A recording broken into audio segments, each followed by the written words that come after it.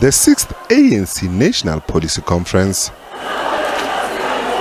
This is where the ANC takes time to reflect on its achievements, struggles, and to map a way forward with regards to its policies. The conference will attempt to chart the subject matter that's going to inform government's policies for the governing party, a message that will later be sold to the electorate come the election campaign. As you send your delegates to the policy conference, arm them with the various arguments and proposals on how we can sharpen our policies.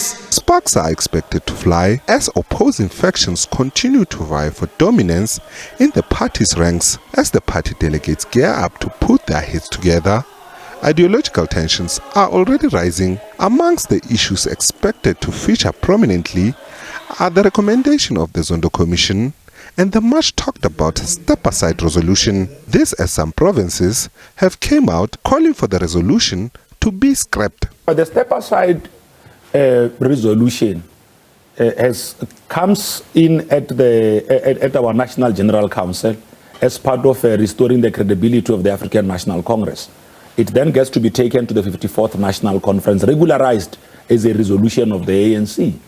Now, we are hearing voices coming out of our structures talking about the consistent implementation of this rule.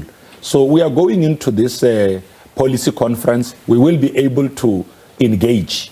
And look, out of engagement, it could be that we need to either enrich or strengthen the work that we have done to make sure that in the manner in which we implement our resolution, there is consistent application of internal processes of the African National Congress. The ANC Policy Conference will set the tone for the party's 55th elective conference in December.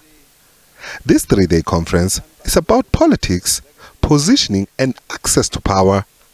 Amongst the discussion topics is the dire economic situation of the country, unemployment, the high cost of living, now deemed the cost of surviving.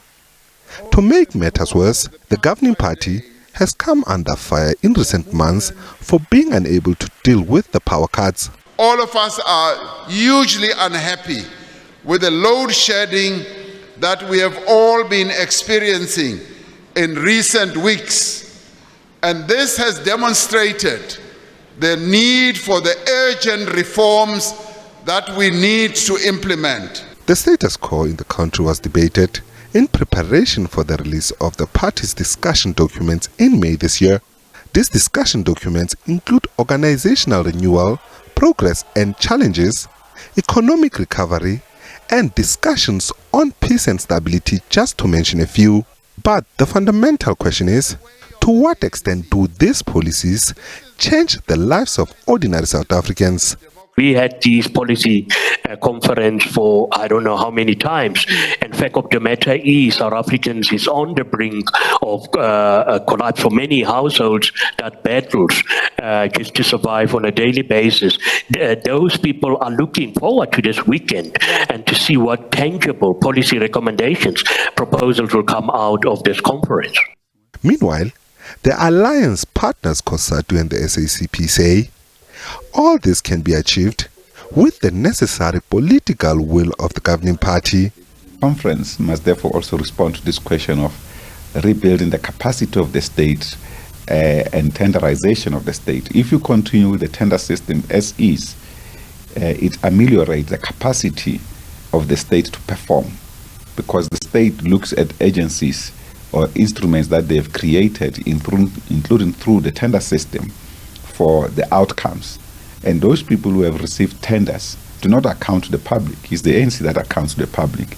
We have no doubt that out of the policy conference, they are going to come up with good policies, a number of them that they will come up. But it seems sometimes that what is agreed in the policy conference is not what the leadership wants. With around 2,000 delegates from different ANC structures in the provinces expected to gather for the conference this weekend, it remains to be seen if factional battles will cause ideological tensions that might affect policy direction, or if the balance of forces will be achieved in the hope of putting South Africans first. Mtlanhla Khatlani, SABC News, Johannesburg.